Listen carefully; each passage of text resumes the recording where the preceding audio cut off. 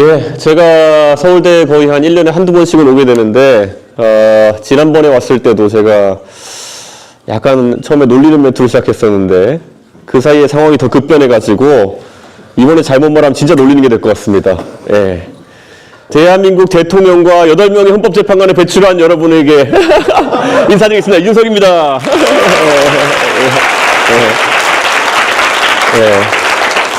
제가 항상 올 때마다 얘기하죠. 분명히 한 4년 전으로 들어가면은 서울대 학생 여러분께서 1년에 한 번씩 가장 부끄러운 동문, 가장 자랑스러운 동문을 뽑아서 이렇게 기사거리에 안겨주고 했었는데 요즘 그거 안 하시죠? 왜 안 하세요? 제 생각에는 굉장히 관심을 끌 것 같은데 지금 사실 대한민국 정치가 이렇게 혼란스러웠던 적은 처음 본 것 같습니다. 이게 뭐 자영업자는 어렵다라는 말이 거의 한 20년째 나오는 것처럼 대한민국 정치는 이상하다라는 말이 갈수록 심화되어서 이제 가고 있는 것 같습니다. 급기야 계엄이라니요. 예, 계엄. 계엄이라는 걸 저도 경험 못 해봤거든요. 79년에 80년에 마지막 계엄이었으니까 제가 85년생이니까 저도 경험하지 못하고 헌법 어디 한 구절 속에 있었던 가상의 개념 같은 거였는데 그거를 여러분의 선배께서 화끈하게 하십니다. 예. 근데 저는 이런 생각이 들어요. 어쩌면은 드디어 대한민국 정치의 한 챕터가 끝나가는구나 라는 생각을 합니다. 근데 그 한 챕터라는 거는 어쩌면 저한테는 제가 2011년에 들어왔는데 정치권에 2011년 말에 들어왔는데 제가 그렇게도 끝내고 싶었던 한 챕터가 이제 제가 만드는데 일조했던 대통령이 해가지고 끝나게 되는구나 라는 생각을 하게 됩니다. 대한민국 정치가 이제는 정치가 사실 사회의 많은 문제들을 해결하는 그런 해결자적 역할을 해야 되는데 전혀 그렇게 하지 못하고 오히려 문제를 양산하는 모습 보이면서 저는 정치가 이제 바뀌어야 될 타이밍이 왔다라는 생각을 합니다. 그래서 오늘 그 고리가 무엇인지를 한번 여러분들과 탐구해 보려고 합니다. 예, 오늘 제가 강의 이름을 거부할 수 없는 미래라고 정해봤고요. 이건 제 책 제목이기도 한데요. 자, 제가 국회의원이 됐습니다. 예, 지금까지 3번 선거 떨어지고 밖에서 국회의원 회의장에 못 들어가고 정치를 바라보면서 이야기하다가 국회의원이 되어서 이제 제 손에 권한이 생겨가지고 이 권한을 가지고 어떻게 해야 될까 많은 고민을 하면서 5월 31일 국회의원이 됐습니다. 작년에. 그런데 냉정하게 말씀드리면요. 제가 원래 있던 직역과 너무 다릅니다. 저는 원래 프로그래머거든요. 프로그래머라고 하면은요. 극한의 논리충입니다. 예, 머릿속에 가진 게 논리밖에 없어요. 왜냐? 프로그램이라는 건 그렇게 동작하도록 짜지 않으면은 에러가 나게 돼 있거든요. 예, 동작을 하지 않아요. 애초에 형식 논리상으로 조금만 오류가 있어도 켜지지가 않습니다. 예, 그렇기 때문에 굉장히 이런 게 민감한데요. 대한민국 정치판에서 지금 비상식이 지금 행해하고 있습니다. 그래서 저는 이거에 대해서 굉장히 개탄스럽게 생각하고요. 저 섬이 이제 여의도입니다. 예, 여의도라는 섬 진짜 안 변한다는 생각이 듭니다. 예, 제가 이 정치판에 들어온 지 이제 14년이 되고 15년째가 되어 가는데 이 기간 동안에 뭔가를 바꿔보려고 많은 노력을 했던 것 같은데 정말 쳇바퀴를 돌게 되고 급기야는 무지막지한 계엄까지 이제 터지게 되는 그런 상황이 발생되었죠. 그래서 이 문제가 뭘까 우선 여러분과 함께 살펴봤으면 좋겠습니다. 변하지 않는 이유는 간단합니다. 대한민국 정치에서는 변하지 않아도 되는 사람들이 과반도 아니고 그냥 95% 이상입니다. 변하지 않아도 된다. 자, 냉정하게 우리나라에서 쌀농사가 앞으로 경쟁력이 있을 거라 생각하는 사람은 많지 않습니다. 그런데 우리가 때가 되면은 쌀농사 하는 분들한테 보조금을 지급하고 계속 쌀농사를 하시도록 지원하지 그거 하지 마세요 방향으로 정책을 유도하지 않는 이유는 왜 그럴까요? 그분들이 이제 연로하셔가지고 쌀농사를 포기하고 갑자기 샤인머스켓을 지으세요. 땅도 바꿔야 되잖아요. 쌀 짓는 땅과 샤인머스켓 짓는 땅은 다를 거 아닙니까? 그리고 지금까지 쌀농사하는 스킬을 배웠는데 그 스킬을 바꾸라고 할 수 없잖아요. 내가 남아있는 생이 이제 5년일지 10년일지 모르는데 내가 왜 그걸 작물을 바꿔가지고 시도해야 되냐 라고 하는 분들이 대부분이기 때문이겠죠. 그래서 결국 대한민국은 그런 식으로 20년 가까이 지금 쌀 농사의 보조금을 얹어주는 방식으로 계속 가고 있죠. 왜냐? 변하지 않아도 되니까. 만약에 내가 농사지어 살아야 되는 삶이 30년, 40년 남아있다고 생각하는 청년 농부였다면은 내가 지금 한 5년 정도는 쌀을 더 농사지을 수 있을지 모르겠지만은 30년 동안 내가 쌀 농사를 지을 수 있을까? 사실 지금 쌀 농사 지어가지고 웬만한 규모의 땅을 가지고 1년에 쌀 팔아가지고 5천만 원, 6천만 원 벌기 힘들 겁니다. 그게 인생을 다 살고 연금처럼 이제 받아서 생활하시는 노년층에게는 적절한 금액일지 모르겠지만은 지금도 집을 사고 아이를 키우고 해야 될 젊은 청년 농부에게는 그다지 만족스럽지 못한 금액일 겁니다. 그러면 도전을 하겠죠. 유튜브 찾아봐가지고 우리 동네 뭐 길러야지 잘 되지? 요즘 뭐가 그 매출이 높을까? 이런 걸 찾아가지고 능동적으로 탐구하겠죠. 왜냐 그들에게는 생애주기가 많이 남아있기 때문에. 여의도 정치권의 가장 큰 첫 번째 문제는 이미 정치적 생애주기가 다 되어가는 분들이 대다수라는 겁니다. 제가 그분들 비하하자는 것이 아니고요. 대한민국의 정치권에 평균적으로 저는 보수정당을 잘 아니까 보수정당 기준으로 진입하는 연령대가 한 57 정도 됩니다. 56, 57쯤 돼가지고 이제 정년에 다다라가지고 인생의 트로피로서 국회의원을 하러 내 고향으로 갑니다. 어디로? 경상도로. 예. 왜냐면 내 고향이 호남이면 갈 필요가 없어요. 예. 그래서 어쨌든 아주 단일화된 균질성 있는 집단으로 보수정당은 바뀌어 나갔죠. 예. 그래가지고 내 그 트로피를 득하기 위해 가지고 고향으로 돌아가는 사람들이 대부분이요. 그럼 가가지고 어떻습니까? 내가 원래 관료로서 차관쯤 하다 온 사람이고, 예. 그런 사람이면은 국회의원 해가지고 내가 뭐 3선을 쌓아가지고 상임위원장이 되고 이런 영광을 노리지도 않습니다. 그냥 한 번, 잘하면 2번 정도 국회의원 하고 은퇴하면은 동네 가면 내가 최고의 지역 유지. 이런 삶을 목표로 하게 되는 것이죠. 자, 그러면은 방금 전에 제가 말씀드린 그분들의 삶의 목표에 최적화하는 길이 뭘까요? 한 번 정도, 2번 정도 공천 받는 길. 절대 논하지 마라. 네.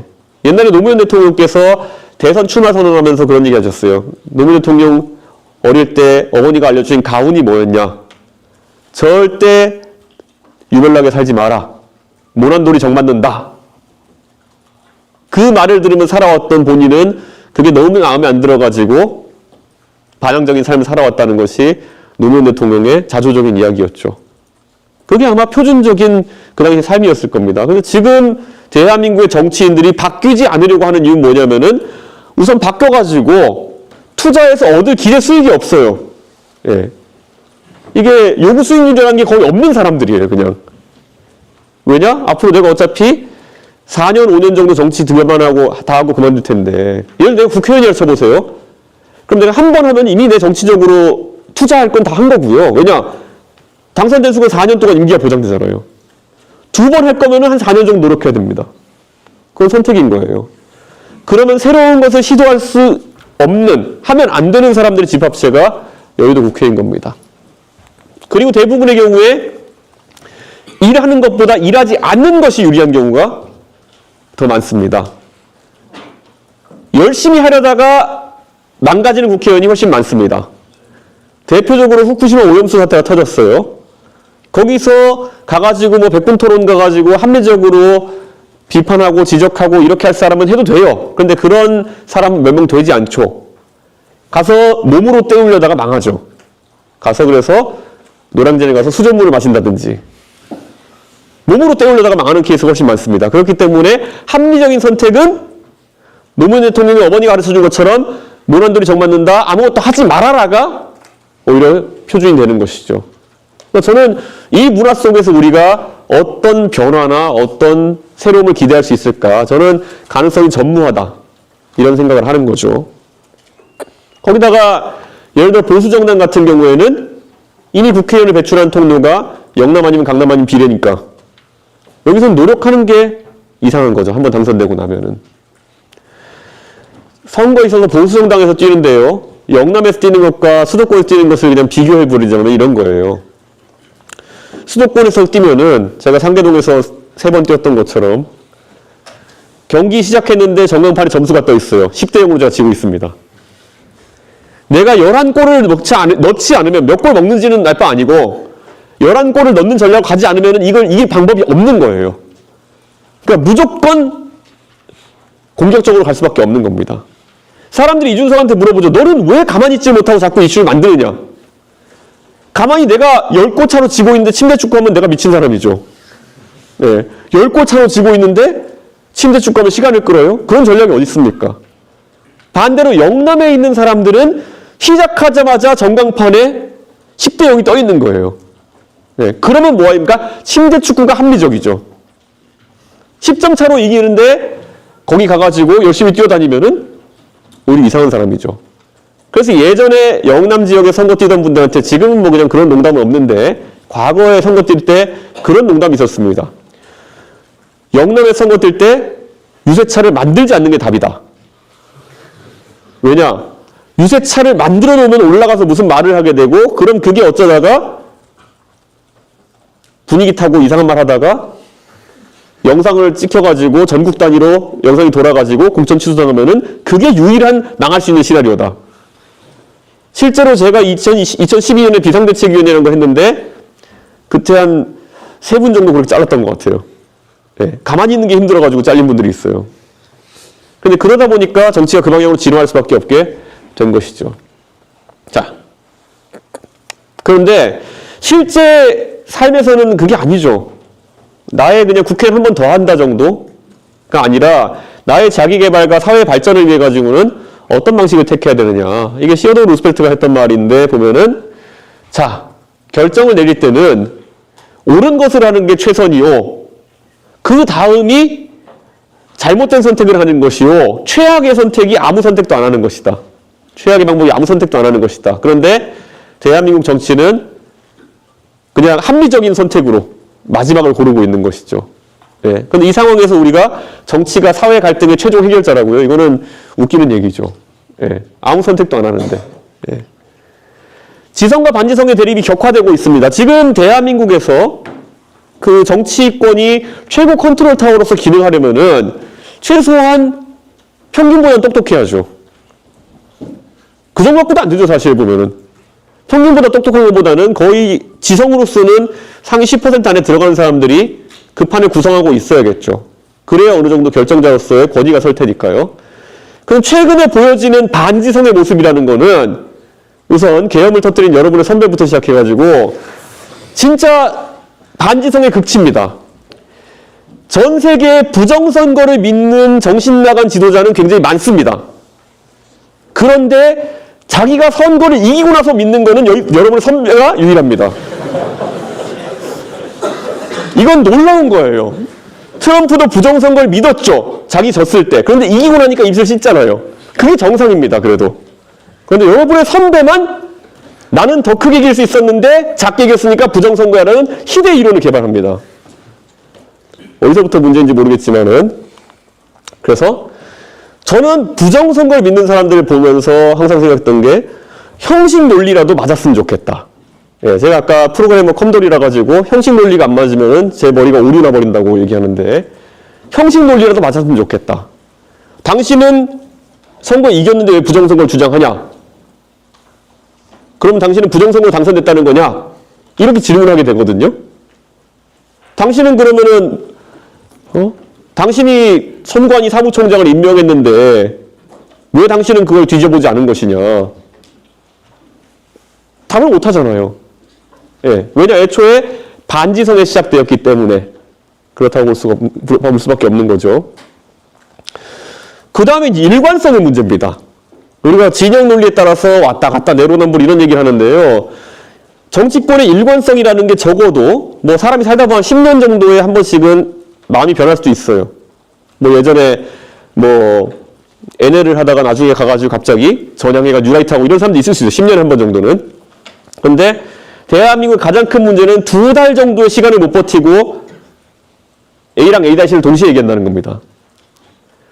가장 대표적으로 최근에 유명한 명태균 사건 같은 거 보십시오. 이 얘기하면 왠지 기자님들이 여기 계시니까 이걸로 헤드를 해볼 것 같긴 한데 네. 제발 그런 불상사가 없길 바라며 명태균 사건을 보면 처음에 이걸 시작하면서 윤석열 대통령한테 문제 삼을 때 뭐라고 했습니까?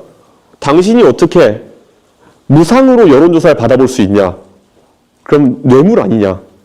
정치자금법 위반 아니냐가 첫 번째 공격 포인트였어요. 그러니까 윤석열 대통령에게 제기했던 거는 당신 공짜로 받았으니까 문제 아니야 이겁니다. 근데 오늘도 기사하는 건 뭐냐면 오세훈 시장 관련해가지고 기사하는 거는 당신이 돈을 줬으니까 문제가 아니냐 라고 지금 문제가 나오고 있어요. 그럼 여기서 우리가 그냥 궁금한 건 뭐냐면은 여론조사를 시켰냐 안 시켰냐 별개로 누군가 했다 그러면 돈을 줘야 되는 것이냐 말아야 되는 것이냐. 놀랍게도 둘 다 지금 민주당이 주장하고 있는 것인데. 그러니까 저는 이런 것들을 보면서 굉장히 헷갈린 점이 있어요. 물론 이제 돈을 뭐 합법적으로 줘야 된다, 불법적으로 줘야 된다, 또 안에 가면 세부 내용이 있겠지만은 큰 틀에서는 뭐가 그럼 맞는 거냐, 선거에서. 예. 그런데 이런 것들에 대해 가지고 그냥 진영 논리에 따라서 확 가고 있는 거죠. 예. 저한테 민주당이 공격합니다. 너는 명태균 같은 사람을 그런 이상한 사람을 왜 알고 지냈냐? 만약 이재명 대표 앞에 계셨으면 그럼 귀하께서 알고 계신 수많은 이상한 사람을 어떡하라고요? 예. 그렇게 물어보겠지만은 거기까지 생각이 닿지 않고 먼저 입 밖으로 나가는 건 어떡하겠습니까? 그러니까 저는 이런 걸 보면서 그냥 정치권의 지금 형식 논리 그리고 일관성 이 두 가지가 사라진 속에서는 정치권은 지성의 장이 되기 어려운 상황이다. 이렇게 말씀드리는 거죠. 그래서 저는 이거에 대해서 좀 변화가 있어야 된다. 근데 저는 왜 이런 걸 지나치지 않을까요? 이준석도 그냥 조용히 좀 살아도 되는데. 예.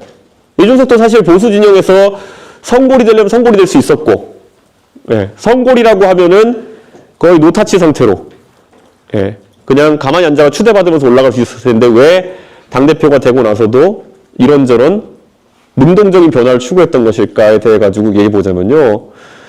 저는 솔직히 정치 평생 하고 싶지 않았어요. 예.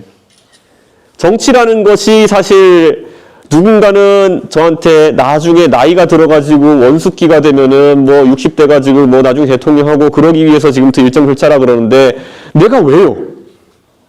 내가 왜 나이 60, 70대서까지 여의도에서 이렇게 예? 속된 말로 연봉 1억 4천 고정으로 살면서 그냥 살아야겠냐는 거죠.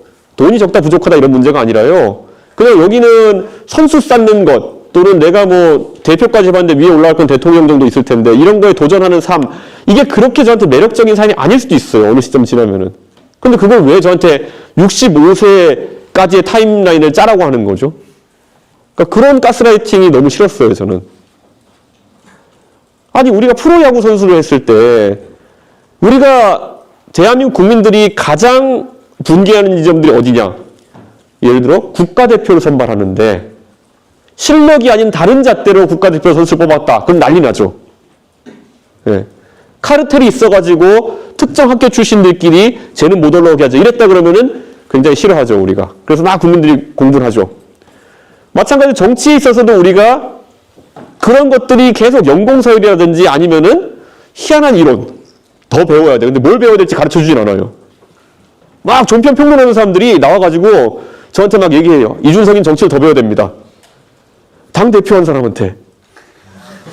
예. 그러니까 뭘 배워야 될지가 명확하지 않은 상황에서 가스라이팅만 지속되는 거죠. 그럼 그다음부터 이제 흔히 말하는 뭐 인생 사는 법을 더 배워야 돼. 뭐 이런 거. 제가 그분들보다 딱히 못 살고 있다고 생각하지도 않는데 그런 것들이 강요되는 거죠. 딱 뭐 하나 때문에, 나이 하나 때문에. 저는 이게 정치가 그래도 대한민국 국민들의 이목이 집중되는 그런 공간인데 대한민국에서 그래도 36살에 당대표 되는 건 전무후무할 것 같은데 그리고 지금 뭐 3자구도 동탄선거 당선된 것도 제 나름대로는 열심히 한 건데 그런데 이게 이 실적이 하나도 인정되지 못하고 너는 더 배워야 돼. 대신 과목은 없어. 시험 범위도 없어. 더 배워야 돼. 제가 면벽수행해야 된다는 건지 말 그대로 누구 종교를 창시할 것처럼 득도하기까지 기다려야 된다는 건지 근데 이런 것들이 저는 저에게 가해지는 가스라이팅이지만은 한편으로는 우리 세대 또는 우리 아랫세대 전반을 억누르고 있는 그런 돌덩이일 것이다 라는 생각을 하는 거죠. 냉정하게요. 저 하버드대학교 다닐 때 그때 저랑 같이 뒤에 이제 학교에서 용돈 벌려고 컴퓨터 고치는 알바했던 친구들이 있었어요. 네. 그 친구들이 저랑 1, 2, 3학년 내내까지 컴퓨터 고치는 알바를 같이 했는데 2학년쯤 돼가지고 그 친구들이 창업한 게 페이스북이었어요. 예. 그러니까 저는 대한민국에 군 복무를 하기 위해서 돌아오느라 거기 인턴도 못하고 그냥 참여를 못해가지고 정치 얘기에 들어왔지만은 사실 저희 하버드 컴퓨터학과에 있던 애들 많이 갔거든요. 그런데 그 친구들이 20대 때 보여준 비즈니스력이라든지 아니면 기획력이라든지 이런 것들은 실리콘밸리를 압도했던 거예요. 그러니까 IT나 이런 영역에서는 그게 당연한 건데 정치권에만 오면은 과목도 불분명한 그런 공부해야 된다는 이야기. 예. 그런 것들이 횡행하고 있는 것이죠. 그래서 저는 이런 것들을 싹 걷어내는 게 중요하다, 대한민국에서. 그렇게 생각하고요. 저는 정치에서 제가 제 능력치만큼 대한민국을 바꾸었다고 생각하면은 저는 그 다음 단계 제 삶을 살고 싶어요. 예. 저 원래 요즘 들어서 제가 약간 마음이 약간 풀어질 때 생각한 게 뭐냐면 진짜 여행 유튜버 같은 거 해보고 싶다. 이런 생각 많이 했어요. 예. 그게 그냥 다른 이유가 하나도 없고 그냥 더 넓은 세상을 보고 싶다는 생각을 많이 했죠. 저 어쩌다 보니까 한국 들어와가지고 제가 학원 졸업하고는 한국 들어와가지고 아까 말했던 병역을 어떻게든 빨리 마치기 위해 가지고 병특 3년 동안 하고 병특 마칠 때까지 해외여행도 잘 못 가고 그 다음에 어쩌다 박근혜라는 사람한테 꼬심을 당해가지고 정치하니까 예. 그 흔한 그 여유 시간 하나 가져보지 못하고 지금 나이 40이 됐습니다. 그러다 보니까 저에게는 계속 그것에 대한 아쉬움이 있는 거예요. 여행 유튜브 하면서 지금까지 매번 제가 아이고 다음 단계 올라오기 위해서는 지금은 조금 가족한테 소홀할 수 있어라고 제가 스스로 핑계를 대면서 소홀했던 가족들한테도 잘하고 싶고 그래서 여행 유튜브 하면서 아버지 어머니 모시고 여행하는 유튜버가 되고 싶기도 하고 이런 생각도 많이 했었어요. 근데 그건 제 개인적인 생각이고 다만 한 가지는 뭐냐면은 제가 거기 제 첫 꿈인 정치에 있어서 어느 정도 도달하는 데 있어서 저의 가장 큰 위기의식은 여기서 자칫 잘못하면 20년 기다려야 될지도 모른다는 거예요. 저 가스라이팅대로 살려고 하면은. 왜냐? 제 앞에 여러분 잘 모를 수 있지만 남원정이라는 분들 계셨어요. 남경필, 원희룡, 정병국이라는 분들 계셨어요. 이 세 분이 40대 때 정치로 굉장히 뜨신 분들이에요. 그리고 정말 훌륭한 분들이에요. 개혁적이고 정말 하나같이 매력적이고 이런 분들인데 이분들이 40대 때 이미 남원정이라는 브랜드로 치고 올라갔는데 그 뒤로부터 그분들이 지금 60대가 된 20년 동안 그분들은 가스라이팅을 계속 당했습니다. 너는 기다려. 니네는 어리잖아. 니네는 언젠가 때가 올 텐데 왜 그래? 내 말 안 들으면 죽여버릴 거야. 그렇게 하다 보니 그분들이 60대가 됐어요. 그때 그분들은 약속했던 분들은 어떻게 됐을까요? 다 이미 돌아가셨죠. 그러니까 정치라는 게 저는 그렇게 허업이라는 생각이 들기도 하면서도 그런 가스라이팅에 속아가지고는 스스로 망하는 길이다 이런 생각을 하게 된 거죠. 저는 그래서 이런 생각을 하기로 했어요. 우리가 주식 투자를 할 때 보면은 일확천금을 노리고 이렇게 뭐 아주 몇 배율, 고배율 뭐 ETF 이런 거 들어가는 분도 있겠지만은 대부분은 잘근잘근 주식 투자를 하죠. 근데 사실 워렌 버핏이라는 사람이 자기 투자 초기 시작했을 때는 25% 가까운 연간 수익률을 냈던 사람이거든요. 뭐 경제가 팽창할 때는 그런 게 가능하겠죠. 그런데요, 우리 보통 보면 주식이 한번 투자했을 때 오를까 내릴까를 맞추는 것을 이제 위닝 레이시오라고 하거든요. 승률이라고 보통 얘기하죠. 그 승률이 51%인 사람이 어떨까요? 만약에 내가 51%의 확률로 이기는 주식을 맞출 수 있다. 그러면 1년만 투자하면 워렌 버핏입니다. 그게 왜 그렇겠습니까? 당연히 승수 효과가 있기 때문에 쫙쫙쫙쫙 이제 올라가겠죠. 근데 저는 이렇게 생각했어요. 아까 제가 말했듯이 아무 선택도 안 하는 사람은 정말 앞으로 가지도 않고 뒤로 가지도 않는 사람이고 다만 감가상각돼가지고 사라질 뿐이다. 그러면 저에게 놓여진 옵션 중에 하나 뭐냐면은 우선 첫째, 다른 사람보다 한 1, 2% 정도만 더 해안을 가지면 된다. 그 위닝 레이시오가 승률이 51, 52% 정도만 되기를 바라면 된다. 그리고 더 많은 도전을 해라. 반복 시행을 하다 보면은 결국 승수 효과 때문에 워렌 버핏보다 더 좋은 투자 수익률을 가질 것이다. 라는 생각을 하게 됐던 거죠. 아까 여기 와보니까 저기에 거시경제학 책, 정운창 교수님 책이 있던데요. 저도 1학년 때, 대학교 때 경제학 개론 수업 들었던 기억이 나는데, 예, 우린 맹큐한테 배웠죠. 예, 근데 그 맹큐의 경제학에 보면은 원래 보통 책 한 권 딱 공부하고 나면 한두 가지 기억나잖아요. 보험에 대한 게 너무 기억났어요, 저는. 여러분, 보험이 어떻게 돈을 벌죠? 서울대에서는 보험이 뭐로 돈 번다고 가르치나요? 보험은 여러분의 위험 회피성을 가지고 돈을 버는 거죠.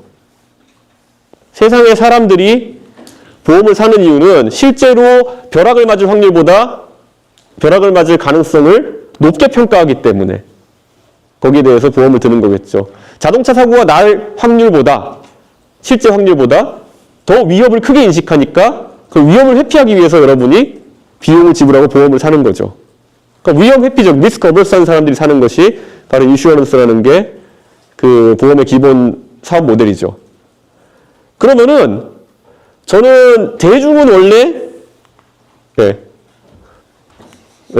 뭐 경제 강의가 돼버리는데 저게 리스크 어버스한 위험 회피적인 사람의 유틸리티 함수입니다.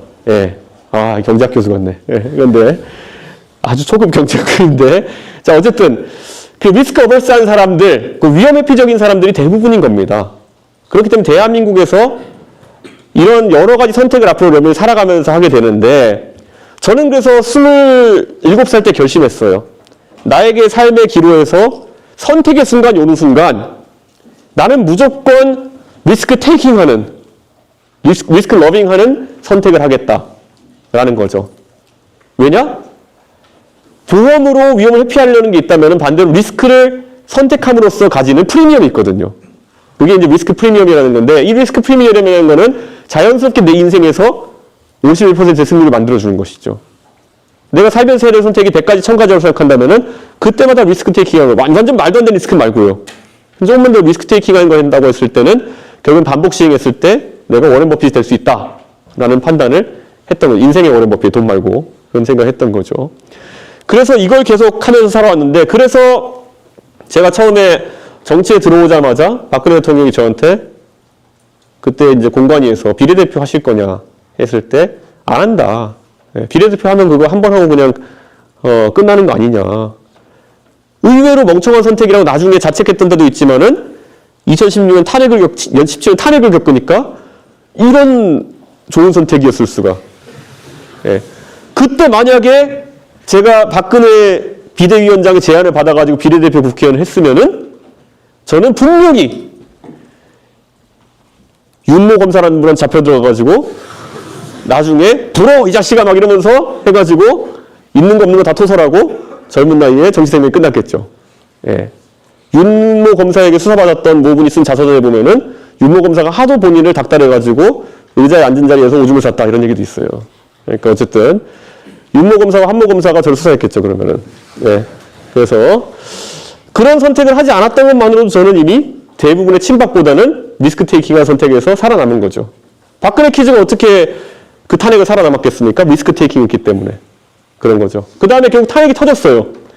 그런데 박근혜 키즈가 그리고 성골, 아버지의 TK 출신 이런 사람이 그래도 자유한국당을 안 가고 바른정당을 가기로 했다. 라는 것도 리스크 테이킹한 선택이었죠. 왜 그랬을까요? 그거 완전히 망하는 길이라 생각했던 사람들이 많았거든요. 근데 그 길을 갔기 때문에 적어도 저에게는 그 다음에 자유한국당이 겪어야 됐던 무수히 많은 사람 망가지는 그 과정을 겪지 않아도 될 그런 기회가 생긴 것이죠. 큰 덩어리에 있으면 안전할 거라 생각하는 그런 생각이 리스크 어벌스한 사람의 기초적인 생각인데 리스크 테이킹한 저는 그러지 않았죠. 저 자유한국당에는 불벼락이 떨어질 것이다. 높은 확률로. 그러니까 도망가야지. 꼭 그런 생각만 있었던 건 아니지만 하여튼 저는 좀 더 리스크 테이킹하는 것을 하겠다고 했고 결국엔 성공적이었죠. 그게. 저는 근데 앞으로 대한민국이 놓여있는 뭐 그 외에도 지금도 보면 윤석열 대통령의 관계 속에서 마찬가지입니다. 아무리 당대표를 윤석열 대통령이 믿게 생각해가지고 막 성상납으로 공격하고 별거로 공격했다 손 치더라도 저한테는 두 가지 옵션이 있었죠. 각하 잘못했습니다. 한 번만 이렇게 하는 게 있었고 야 이 미친놈아 이렇게 할 수 있었는데 저는 계속 윤석열 대통령 욕하면서 살았죠. 거의 원색적으로 욕하면서 살았죠. 저는 욕해도 괜찮잖아요. 받은 건 없고 준 것만 있는데 저한테 해코지했으니까. 그러니까 그게 나중에 그 리스크 테이킹 했던 것이 이제는 동탄에서 나가가지고 제가 선거 구호가 뭐였냐면요. 누가 당선돼야지만이 윤석열 대통령이 제일 기분이 더럽겠습니까? 였어요. 제가 리스크 테이킹 하지 않았다면 내세울 수 없는 구호잖아요. 제가 리스크 테이킹 하지 않았다 그러면 저는 상계동에서 윤석열한테 얻어맞은 상태로 네 번째 낙선에 도전하는 사람 됐겠죠. 그러니까 저는 이게 항상 여러분이 봤을 때 그 리스크라는 거는 그 앞에서 잘 보셔야 돼요. 그 흔히들 똑똑한 사람일수록 위험 회피적으로 많이 갑니다. 예. 그래가지고 보시면 여러분의 대선배 같은 경우에도 그 똑똑한 머리를 가지고 어쨌든 나는 사실이 붙어야 돼 가지고 9번 반복 시행을 하잖아요. 그게 가장 안정적이라고 생각하고 이제 반복 시행을 하잖아요. 보통 그렇게 되면 보통 서울대 법대 나와가지고 그 당시에 한 3번 정도 떨어지면은 그래 우리 서울대 법대 출신들이 많이 가 있는 고시 떨어진 사람들도 있고 많이 가 있는 조선일보를 가는 거야. 그럼 거기서 본인이 좋아하는 그런 활동들을 할 수 있고 한 선택이 있었는데 반복 시행을 하기로 하잖아요. 그렇게 해서. 그게 가장 안정적이니까. 돈 많은 집 아들 입장에서는. 그러니까 저는 이런 것들을 여러분한테도 한번 얘기해보고 싶었고요. 자,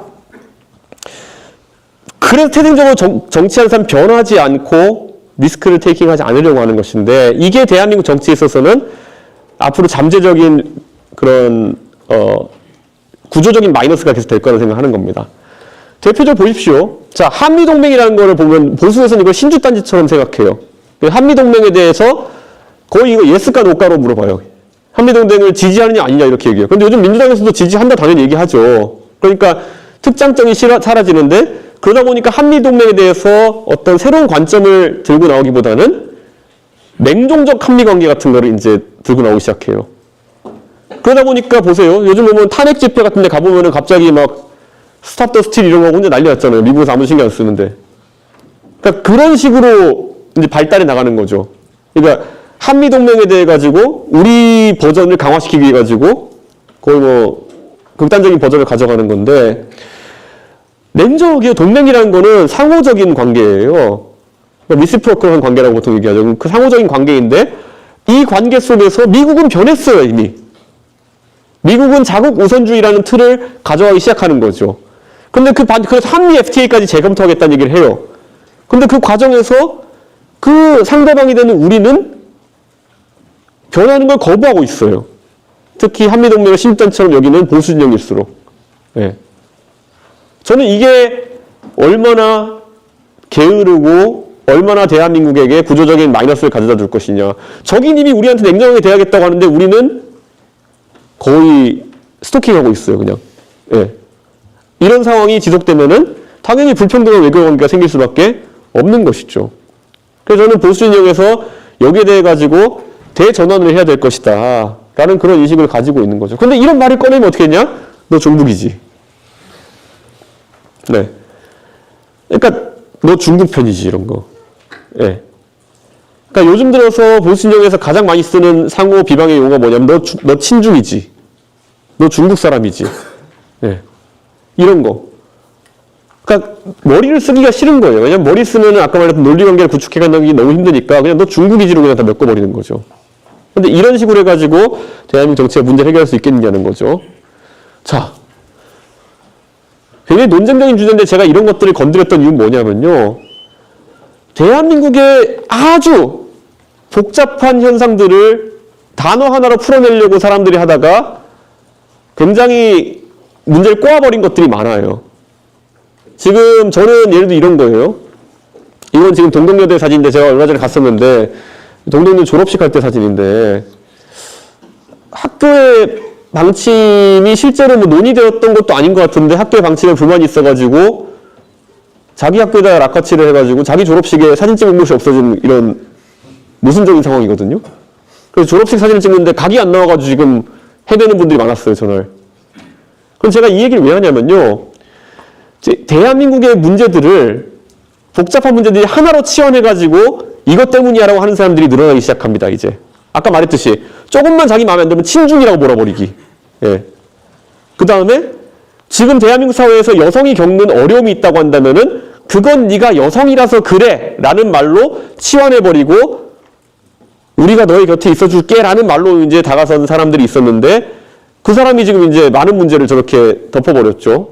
저는 그런데 이런 것들이 정치 구호화되면서 이제는 극복하기 어려운 단계까지 이제 갈라지게 된 것이죠. 저는 이런 것들에 대해서 손을 대야 된다고 생각했겠죠. 그렇다고 제가 뭐 가가지고 페미니즘 때려잡자 이렇게 얘기는 안 하거든요. 저는 문답식으로 많이 물어보죠. 예. 예를 들어 주장을 하면 저는 토론장에 가서 많이 물어보죠. 제가 예전에 저는요 솔직히 저 페미니즘 같은 거 공부해 본 적도 없고요.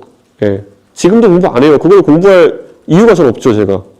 저는 그냥 컴퓨터 공학도로서의 기초적인 논리를 가지고 항상 물어봐요. 제가 나가는 토론 보면은 이준석은 왜 저렇게 토론을 하냐 이렇게 하는 분들이 있는데 저는 논리 이상의 새로운 지식을 요구하는 얘기를 잘 안 합니다. 대충도 이런 거죠. 보통 가면 흔히 나온 주장들이 이런 게 있습니다. 여성이 같은 일을 하고도 적은 임금을 받고 있습니다. 이렇게 얘기해요. 그렇게 얘기하면 정말 같은 일인가요? 라고 우선 첫 번째 물어보죠. 만약에 정말 같은 일인데 여성이 적은 임금을 받고 있는 일이 있다면은 그건 실제로 시정되어야 될 차별이죠. 예. 그래가지고 그 사례를 하나만 들어주시겠습니까? 라고 들어가 보면은 그 다음에 대화가 끊기죠. 그 다음에 너 혐오 이렇게 나옵니다. 보통 대한민국 사회의 많은 논쟁의 문답은 3번 정도를 넘기지 못합니다. 제가 그렇게 한번 물어보죠. 어떤 직장이 그런 일이 있나요? 혹시 여러분 생각나는 직장 있나요? 실제로 그게 발생하면 굉장히 어려운 확률입니다. 실제로 업무의 특성이 다른 경우가 대부분이겠죠. 다른 일일 경우 가능성이 굉장히 높죠. 진짜 같은 일인데 만약에 여성이 저임금으로 고용되고 있는 게 현상적으로 사실이라 한다면은 그거는 비즈니스맨한테 엄청난 기회죠. 여성을 전부 고용하면 이익이 난다는 거니까요. 올 여성 고용을 통해서 이익을 낼 수 있는 기회라는 것이고 그 아비트라지 기회라는 거는 금방 사라지게 돼 있습니다. 아비트라지라는 건 그런 거예요. 같은 일을 하는데 여성이 적은 임금을 받고 있는 게 사실이라고 하면은 그 아비트라지를 먹기 위해 가지고 모든 사업가들이 달려들게 돼 있는 거죠. 근데 그게 발생하지 않는 경우는 실제 아비트라지가 없기 때문이겠죠. 그러니까 저는 이런 걸 보면서 그냥 간단한 논리적 문답으로 얘기하는 것이지 그래 그럼 한번 통계를 들여다볼까 이렇게 그렇게 논쟁 가봐야 어차피 감정 싸움만 나기 때문에 그 정도 짚고 넘어가는 거거든요. 그럼 저는 이런 것들을 한번 풀어나가보고 싶은 생각이 있어서 이런 문제들을 건드리는 거죠. 그래서 이거 하면 항상 그 3가지 문답을 넘지 못하고 너 여성 혐오 이렇게 나오기 때문에 제가 답답하긴 한데 그래도 계속 해나가고 있는 거죠. 처음에 이준석이 이거 들고 나왔을 때는 뭐 여성 혐오부터 여성이 많이 왔지만 요즘은 그렇게 나오지 않거든요. 왜냐? 이준석이 실제 여성 혐오 정책이나 아니면 여성 혐오 발언을 했던 이력이 남아있지 않기 때문에 제가 그냥 또 반문하거든요. 이준석이 여성 혐오 발언이나 정책을 낸 사례 하나만 들어달라. 이게 지금 진보 진영의 최대 과제입니다. 이준석을 공격하려면 빨리 그 사례를 찾아야 되는데 12년, 14년 동안 활동한 이준석이 한 말 중에 그걸 찾기가 너무 힘들어요, 지금. 그러다 보니까 지금 그 혐오학을 연구하시는 홍성수 교수라는 분이 있는데 그분이 찾아낸 최대 논리가 뭐냐면은 이준석은 혐오의 정의를 너무 잘 알아서 혐오를 하지 않지만 그를 추종하는 젊은 남성들은 댓글로 혐오 댓글을 단다. 그러니까 이준석이 문제다예요. 예. 이분이 승무원대에서 교수하고 계신가 그런데 이 논리를 어떻게 교수하시는지 모르겠어요. 제가 이렇게 도발해도 답을 못 하시죠. 예. 자, PC주의 같은 거 한번 보자는 거죠. 지금 PC주의라고 하는 것이 사실 전 세계적으로 어느 정도 이제 다시 대두되고 있죠. 그런데 이것을 억누르려는 힘이 또 정작하고 있고 저는 PC주의에 대해서는 굉장히 뉴트럴합니다. 뉴트럴하는 게 뭐냐면 이게 옳고 그름은 제가 판단하지 않으려고 해요. 예. 제가 뭐 PC주의를 뭐 크게 비판할 생각도 없습니다. 하지만 이게 선민주의로 가는 거는 저는 굉장히 지적합니다. 예를 들어 이런 거 있잖아요. 장애인이라는 표현이 그냥 장애가 있는 사람을 이야기하는 뉴트럴한 용어라고 생각하는 사람이 있는 한편 장애인이 비하적 용어라고 생각하는 사람들은 그 자유인데 5만 가지 PC주의적인 관점 만들어냅니다. 예전에 유행했던 게 그죠. 장애인이야 그러지 말고 장애우라고 합시다. 그래서 장애우라는 표현을 쓰기 시작해요. 그때 장애인들이 어떻게 반응했죠? 내가 이 친구냐 임마 이렇게 나오죠. 그 장애우라는 표현은 사라졌죠. 장애인들이 원하지 않아가지고. 그리고 장애인이라는 표현의 반대 용어로 이제 비장애인이라는 용어를 쓰자는 운동이 있었죠. 그러니까 약간 그런 거잖아요. 보편과 특수의 관계로서 장애인인 것이지 장애인은 오히려 비하적 관점을 보는 사람들은 그 사람들이라는 거예요. 그 용어를 쓰려는 사람들이. 그러니까 비장애인은 잘 생각해보면은 A 다시 다 같은 거예요. 약간 보면은. A를 표현하기 위해서 A 다시 같은 표현을 만들어낸 거예요. 그러니까 저는 이런 것들이 얼마나 신선도로 하는 사람들의 세계에서 진행되는 거예요. 그런데 그거는 자기들만의 은어같이 쓰면 괜찮아요. 자기들끼리 학술적인 용어로 뭐 그런 A-를 쓰고 다니는 거는 괜찮은데 A-를 쓰지 않는 사람은 미개인이다. 이렇게 가면 이제 골 때리는 거거든요. 너 어떻게 대학 다닌 애가 A-라고 안 할 수 있니? 이런 거거든요.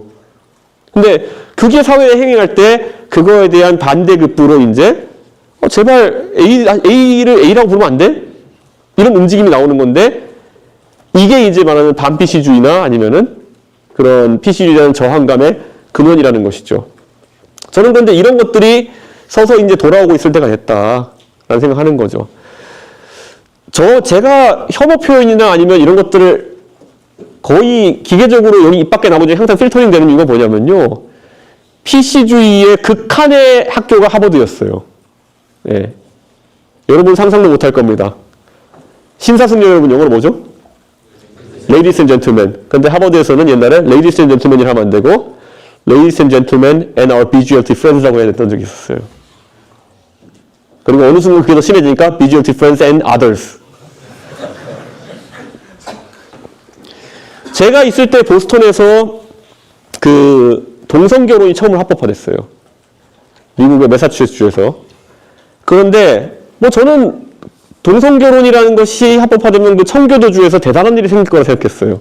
근데 놀랍게도 아무 일 생기지 않더라고요. 그리고 거기서 보면은 그렇게 된 이유는 뭐냐면은 BGLT 운동을 하시는 분들이 굉장히 그냥 커뮤니티 녹아들기 위해 가지고 자연스럽게 활동을 많이 해왔어요. 그래서 저도 기억나는 게 미국에서 퀴어 퍼레이드를 한다.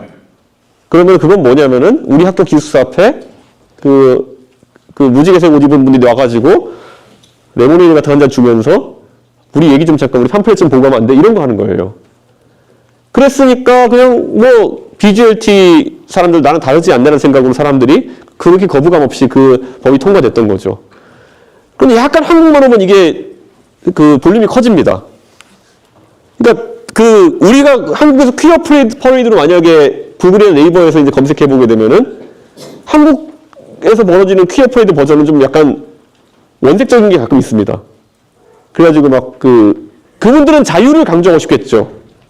그러니까 내가 동성애자로서 내가 가질 수 있는 자유를 표방해야 되는데 거기서 그것과는 약간 결이 달라 보이는 내가 엉덩이를 드러낼 수 있는 자유 뭐 이런 걸 약간 드러내시면서 내 권리다. 근데 그거는 이성애자도 가진 권리예요. 그러니까 그거는 퀴어 퍼레이드의 주제라기보다는 그냥 내 사람으로서 가진 권리인데 사람들이 좀 안 좋게 볼 뿐이지. 근데 그거를 약간 혼재해서 약간 그래서 대한민국에 그게 약간 첫 단추가 애매하게 끼워져서 약간 그런 게 있는데 원래 퀴어 퍼레이드 같은 건 굉장히 평화적이고 그냥 같이 보고 지나가고 친구랑 같이 얘기하고 예, 그런 경우도 있었어요. 그리고 하버드에서 교수님들도 보면 가끔가다 제가 오히려 거기서 문화 충격을 많이 받았던 게 나이 지긋한 한국학 교수님인데 가끔가다 자기 남자친구 얘기하시고 예, 남자 교수님인데 근데 굉장히 권위자시고 저 존경하는 교수님이고 그래서 그렇게 녹아드는 게 BGLT 운동이라 저는 생각했었는데 한국에 오면은 뭔가 약간 비주얼적으로나 이런 쪽으로 요란해지는 경향성이 좀 있다. 그래서 저는 그런 것도 좀 저는 지적해보고 싶었어요. 왜냐 제 경험이랑 좀 다른 부분이니까. 근데 이런 걸 얘기하는 게 이제 사실 지금까지 대한민국에선 금기시 되어 있었죠. 예. BGLT 정도면은 뭐 말하면 안 되는 거 정치인이. 그리고 가장 대표적인 게 노인무임차 같은 것도 한번 보시죠. 노인무임차 사실 이거 지적했다가 엄청나게 말이 많았는데요. 근데 저는 여기서 또다시 컴퓨터공학도로서의 기계적인 논리 오류를 본 거예요. 예를 들어 대한민국의 복지라고 하는 것은 지방에 사는 사람이든 수도권에 사는 사람이든 보편적으로 주어지는 것이 좀 낫다고 보는데 이런 형태의 복지는 교통복지 같은 경우에는 지금 대한민국의 노인무임차 제도는 수도권 전철 또는 지방 지하철 주변에 사는 노인들에게만 혜택이 집중되어 있습니다. 예. 광역시나 특별시에 사는 6대 도시에 사는 사람들에게만 이런 혜택이 집중되어 있죠. 그런데 예를 들어 제가 순천에 살았는데 순천에 사는 사람들한테는 버스 무료 혜택이 주어지지 않으니까 그런 혜택을 못 받는 거죠. 오히려 중소도시에 계시는 분들이 이런 것들을 교통복지에 더 필요할 수 있는데 중소도시에 계신 분들 혜택 못 받는다? 그러니까 이걸 전국 단위로 바꾸고 바우처 사업으로 바꾸고 대신 금액은 좀 줄여야겠다. 라는 이야기를 냈는데 여기서 다른 당들에서 일제히 노인 혐오를 멈춰라. 노인 갈라치기를 멈춰라 이러는 거죠. 이제 이쯤 되니까 대한민국에 이제 무언가 하려고 할 때 거기에 반동으로 들고 나오는 언어의 표준어가 혐오, 갈라치기라는 거죠. 청년 정책이라는 걸 저는 그렇게 안 좋아하거든요. 대한민국 청년 정책이 따로 존재할 수 없다 생각하고 그런 거 할 때마다 망한다 생각해요. 예를 들어 일자리 정책이라는 거는 경제가 잘 되면은 청년 일자리도 늘고 노인 일자리도 느는 거지, 청년 일자리만 만들겠습니다. 그러면 어떻게 된다? 문재인 정부 시절처럼 공무원 많이 만들기 이렇게 되는 거예요. 그러니까 저는 청년 일자리 이런 거 딱히 그렇게 좋아하지 않는데 말 그대로 그런 거예요. 그럼 청년 일자리 하면 청년 갈라치기냐. 그렇게 비판하는 건 똑같은 거거든요. 그럼 노인무임차에 대한 얘기하면은 꼭 이런 방향으로 가게 되는 게 안타까운 거죠. 그러다 보니까 어떻게 됩니까? 이제 노인무임차 얘기하면 안 되겠다. 그러다 보니까 신규 지하철은 노인무임차를 없애고 시작합니다, 지금. 지금 GTX-A는 노인무임차가 없어요. GTX-A는 50% 할인만 들어가 있습니다, 노인들에게. 4,500원짜리 지하철인데. 그 말은 뭡니까? 서울 근교에서 오히려 서울보다 집값이 싼 곳에 사는 노인들이 이제 오히려 무임승차 혜택을 못 본다는 겁니다. 반값 할인 혜택만 본다는 거죠. 왜냐? 1호선부터 9호선 주변에 사는 사람들이 이걸 조정하는 것에 반대하기 때문에. 저는 그럼 어떤 게 정의냐 있어가지고 저는 오히려 이 혜택을 좀 부족해지더라도 균등하게 나누는 게 낫다라고 생각하는 게 제 생각인데 이 생각이 노인 혐오 소리 들을 정도냐는 거죠. 이렇게 소비될 정도냐는 거죠. 그러니까 저는 이런 게 이제 앞으로 대한민국 과제다. 전장현 이거 시작할 때 얼마나 말이 많았습니까? 여기 계신 분들도 아마 전장현에 대해 가지고 얘기가 처음 나오기 전까지는 저분들이 이동권에 대해 가지고 이야기하고 있다고 생각하셨을 거예요. 그런데 제가 이제 그 박경석 대표랑 몇 번 토론하고 이러면 제가 얘기하잖아요. 아니, 박 대표님, 근데 서울 지하철의 지하철 엘리베이터 동선 확보율은 95%인데 거의. 진짜 구조적으로 구입할 수 없는 것 빼고는 다 만들어 놨거든요, 지금. 근데 95%인데 그러면은 이동권에 무슨 문제가 있는 거냐. 반농담적으로 시위하러 다 들어오시지 않느냐. 그런데 어디에 이동권에 문제가 지금 있는 건지 좀 설명해 달라. 그러니까 그 다음에 그러니까 똑같아요. 그러니까 그러면 나오는 단어가 너 혐오. 왜냐? 한 3번 정도 말이 오갔거든요. 그러면 그 다음 너 혐오. 이준석은 장애인 혐오 멈춰라. 근데 이게 저는 앞으로는 이거는 끝까지 논쟁의 끝을 봐야 되는 게 원래 이분들이 이동권이 가장 비주얼적으로 보여주기 쉬운 거니까 우리 이동권을 위해 시위하는 거예요 하지만은 사실 뒤에는 탈시설이라는 아젠다를 가지고 이제 싸우고 있는 거거든요. 이 탈시설이라는 게 뭐냐면은 지금은 시설에서 여러 장애인분들이 같이 생활하시면서 그러면 예를 들어 한 20분 생활하시면은 그 도와주신 분이 한 3, 4분 정도 있고 이렇게 해서 시설에 생활하시는 게 지금까지 복지 모델이었다면은 이 전장형에 계신 분들이 추구하는 건 뭐냐면은 탈시설, 시설에 나와가지고 혼자 집에 계시고 그럼 댁에 계시면은 한두 분 정도의 활동 보조인들이 옆에 도와드려야 되잖아요. 그럼 약간 그런데 저는 거기에 대해서 그분들이 제시할 수 있는 아이디어인데 약간 그것도 좀 가분수적인 제도 같은 거예요. 장애인 한 분이 활동하시기 위해 가지고 활동 보조인 2분 붙어야 되는 거는 약간 이거는 꼬리와 머리가 바뀐 것 같은 약간 구조같이 되는 거죠. 이게 복지제도인지 아니면 뭔지 저는 그래서 이거는 아니다라고 해서 거기에 대해서 토론해보자라고 하는데 그래서 제가 그 박경석 대표라는 분이랑 2시간 정도 TV 토론한 거예요. 그 전까지는 정치인이 거기에 닿질 않았죠. 왜냐? 장애인이 왔다. 그러면 여의도의 기본적인 문법 뭐냐? 그럼 와서 만나주고 1년 동안 연락 끊은 다음에 다시 1년 뒤에 만나주고 연락 끊고 이게 표준이에요. 그게 표준이죠. 예. 왜냐? 나는 기껏해야 4년 5년 정치할 건데. 예. 그러니까 저는 오히려 만나가지고 박경수 대표님 한번 얘기해봅시다 해가지고 탈시설 얘기도 하고 이렇게 해가지고 다 했던 거거든요. 그러니까 정치를 한번 제대로 해보겠다는 생각을 많이 했던 거고 그 정치 제대로 했을 때 어떤 결과가 나오냐 이걸 보고 싶었던 거죠. 그런데 결과는 그건 말만 하면 혐오, 말만 하면 갈라치기 이런 얘기만 나오는 공간이 돼버린 게 정치라는 거죠. 혐오, 갈라치기. 예. 이 두 가지는 종북담론 비슷한 거예요. 예전에 대한민국의 중차대한 문제인 통일에 대해 가지고 다른 관점이 있으면은 통일에 대해서 이런 생각, 햇볕 정책이라는 생각이 있어요. 그럼 너 빨갱이지. 예. 그럼 바로 종북으로 몰면 되는 거. 그런데 사실 햇볕 정책 해보니까 그렇게 나쁘진 않은 것 같거든요, 저는요. 저는 굳이 햇볕 정책이냐 아니면 상호주의냐 하면 상호주의에 가까운 사람이지만은 뭐 햇볕 정책을 하기 전에 사람들이 경고했던 것만큼 뭐 나라가 통째로 넘어가는 건 아닌 것 같아요. 예를 들어 뭐 대북 송금 이런 건 문제가 되는 일이지만은 충분히 화해 무드라는 거는 전 세계 외교사를 봐도 언젠가는 해볼 수 있는 정책이라는 거죠. 그런데 지금까지는 거의 우리 광복 이후에 한 50년의 세월 동안 그거 하면 너 빨갱이. 결국 김대중 대통령이 98년도에 집권하시고 나서야 그게 이제 가능해진 거잖아요. 시도라도. 그러니까 저는 이런 거 보면서 앞으로 대한민국에서 이런 기회 자체를 차단하는 것이 얼마나 위험한 거냐. 정치가 안 그래도 비생산적인데 그거를 해볼 공간 자체를 차단하는 그런 문화가 있는 것이 안타깝다는 말씀 드립니다. 저는 그리고 대한민국의 능력주의라는 걸 우리가 한번 다시 봐야 될 것 같은 게요. 샌델 교수가 저희 모교의 교수고 아주 명강의로 하는 사람이 유명하지만은 사실은 디스를 좀 하자면 필수 과목이라서 그래요. 예. 여러분이 거기 한번 정의란 무엇인가 막 이렇게 몇백 명이 막 극장에서 듣고 이런 거 있잖아요. 필수 과목이에요. 예. 그래가지고 집객이 자동으로 되는 과목입니다. 가면 그리고 맨날 그냥 열려있는 질문들 던지면서 그냥 수업하잖아요. 예. 그런데 샌델이라는 분이 이제 공정하다는 착각, 그러니까 능력주의라는 걸 이제 비판하면서 이제 갔는데요. 능력주의를 비판하면 그럼 대안이 있어야 되잖아요. 예. 그럼 능력이 아니라 무엇으로 사람을 평가할 것이냐.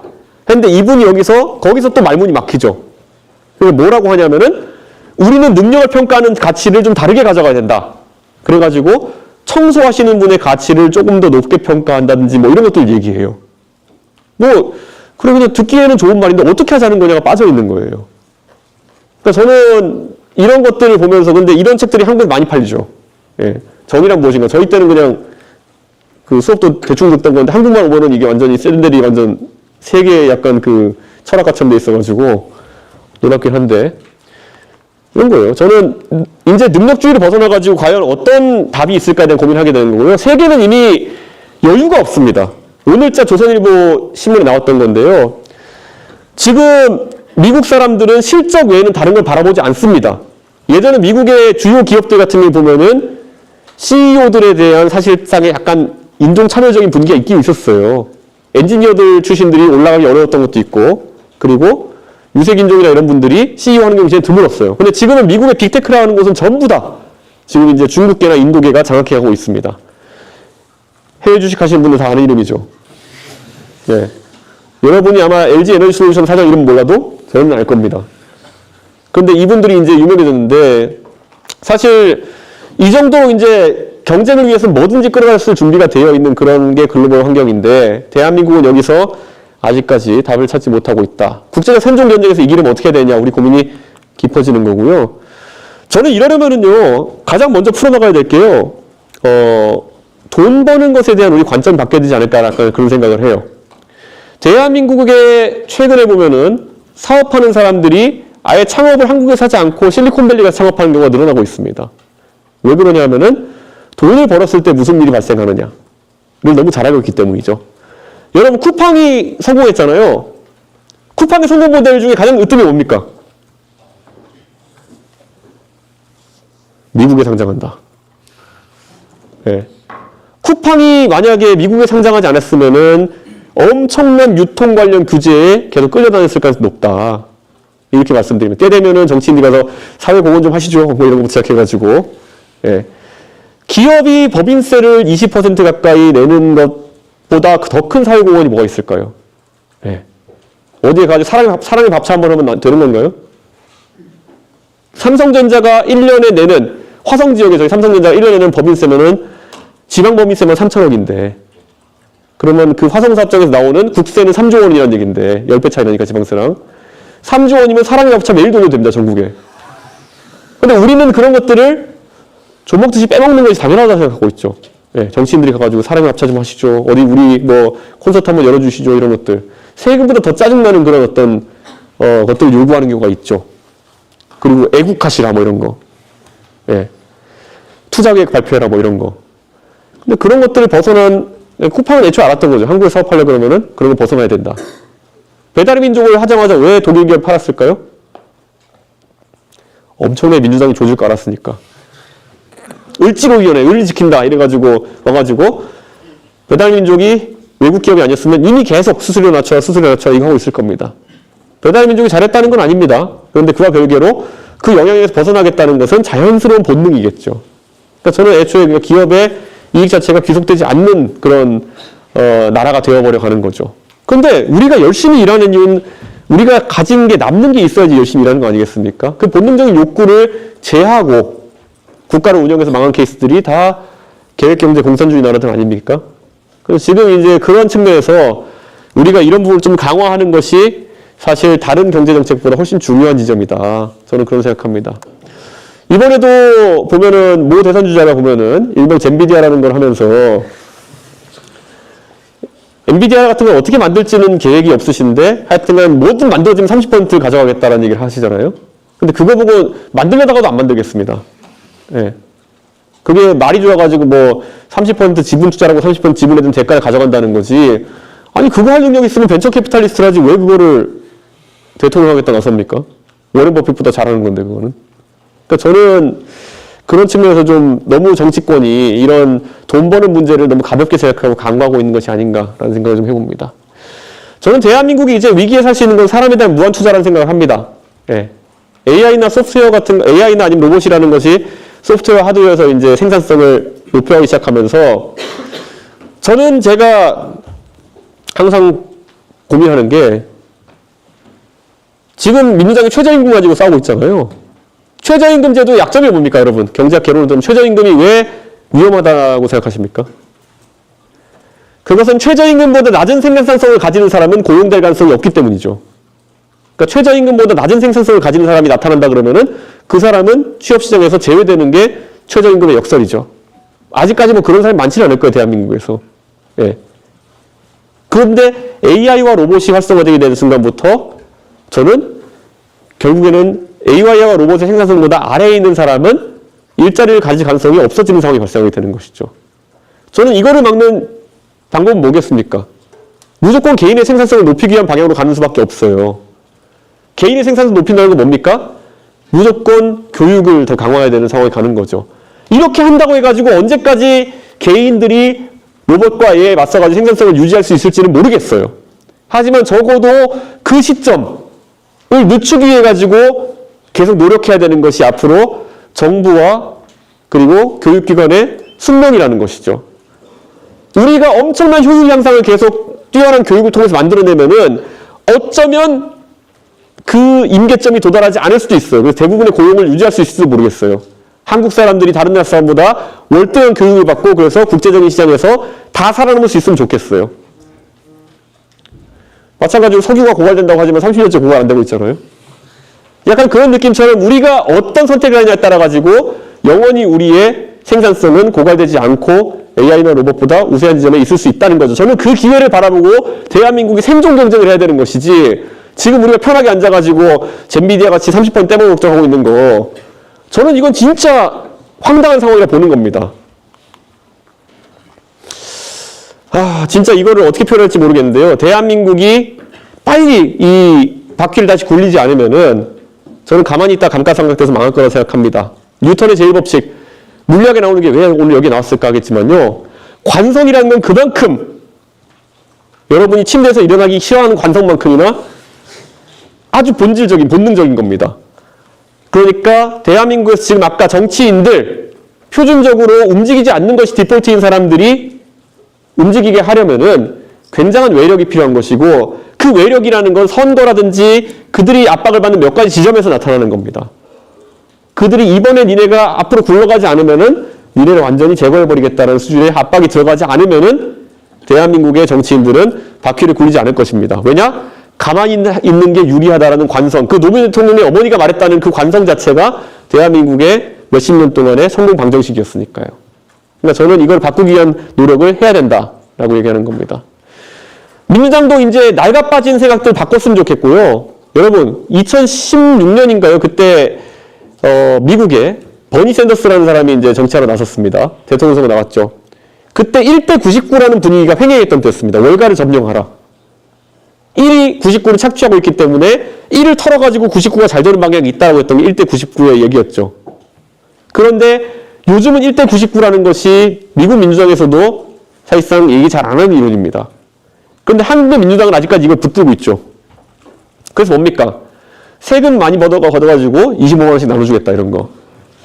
아니면은 금투세 같은 거. 처음에 진성준 의원님이 들고 나왔을 때 금투세, 진성준 의원님이 계속 이해를 못했어요. 아니 주식으로 5천만 원 이상 버는 사람은 돈을 얻겠다는데 왜 맨날 돈 날려먹는 개미 투자에 난리냐. 이해가 안 가는 거죠. 왜냐?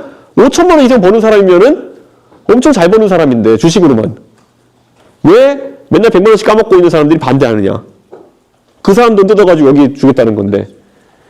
이제 그 정도 간단하지 않다는 걸 아는 거죠. 경제적인 그런 시장이라는 것이. 그 5천만 원 버는 큰 손들이 떠나게 되면은 내가 들고 있는 삼성전자 고작 5주가 떨어질 수 있다는 생각을 하기 시작한 거죠. 그렇기 때문에 가진 자를 터는 것이 나한테 꼭 유리하지 않다라는 것을 본능적으로 알게 된 것이죠.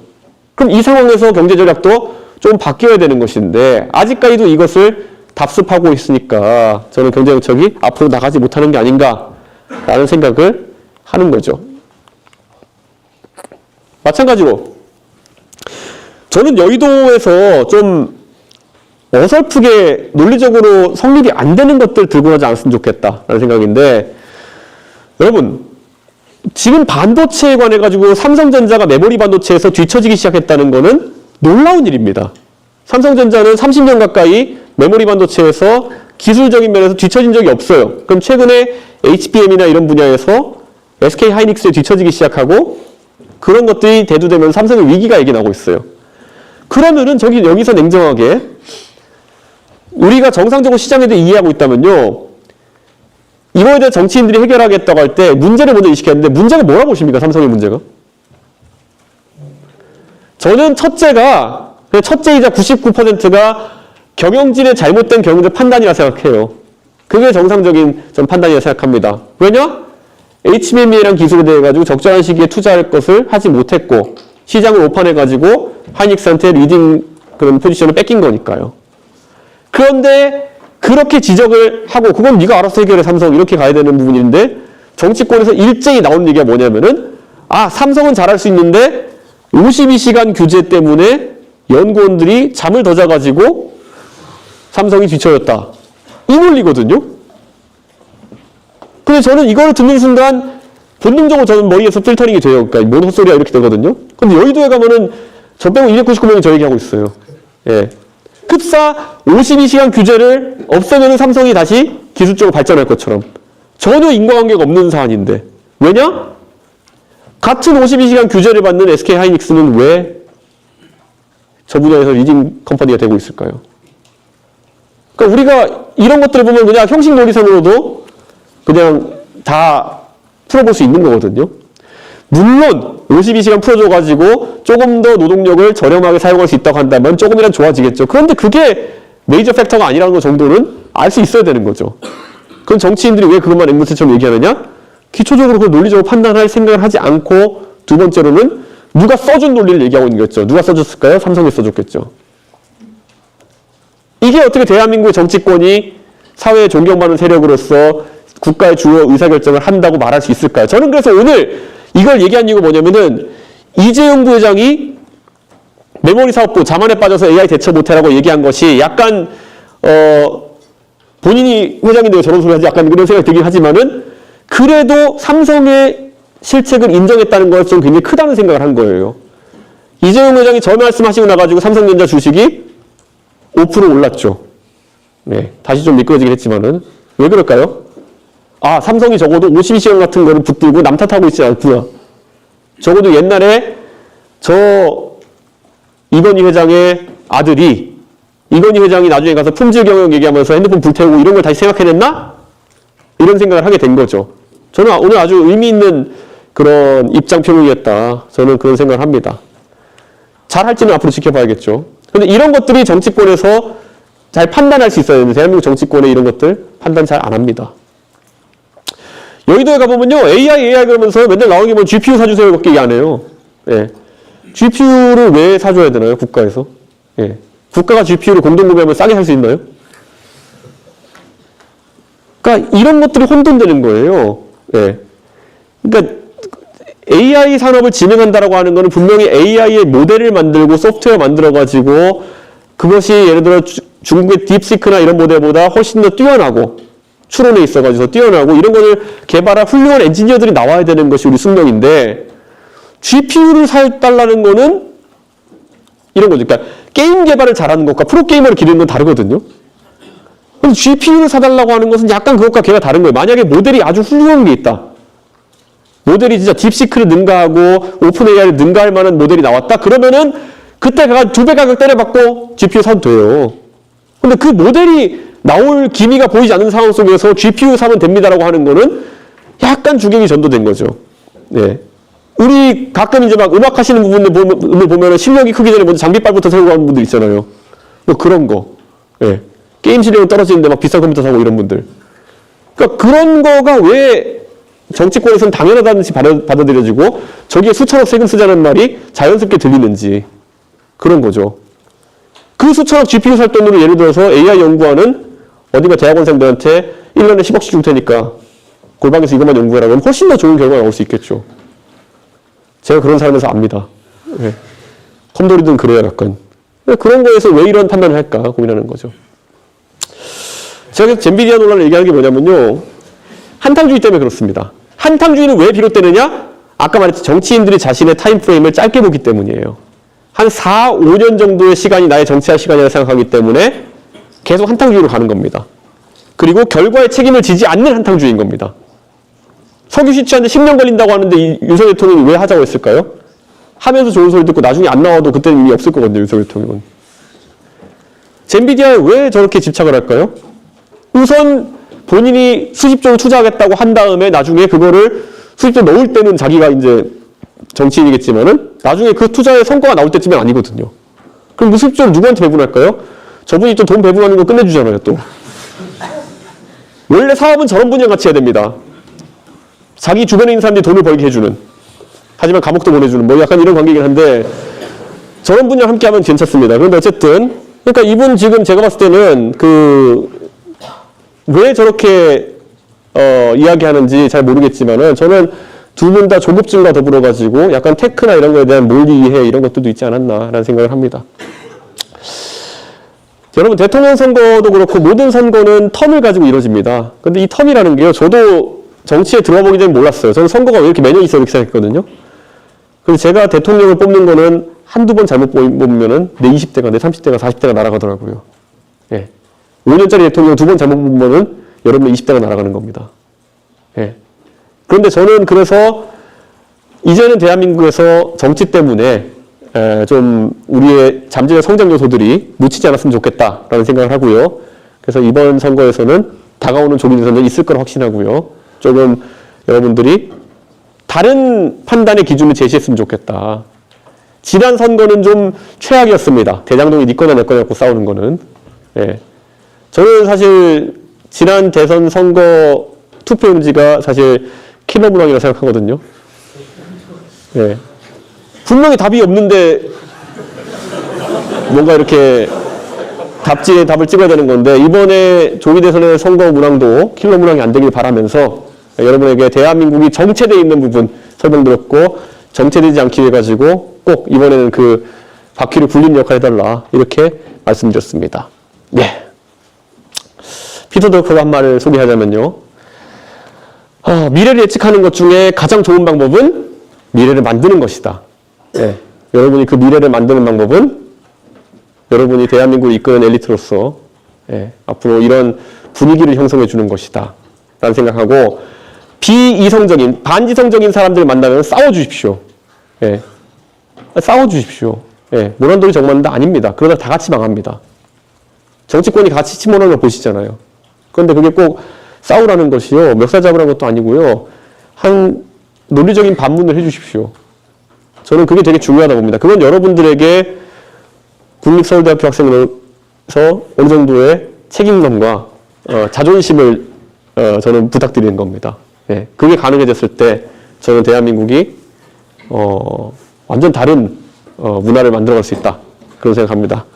감사하고 질문 받겠습니다.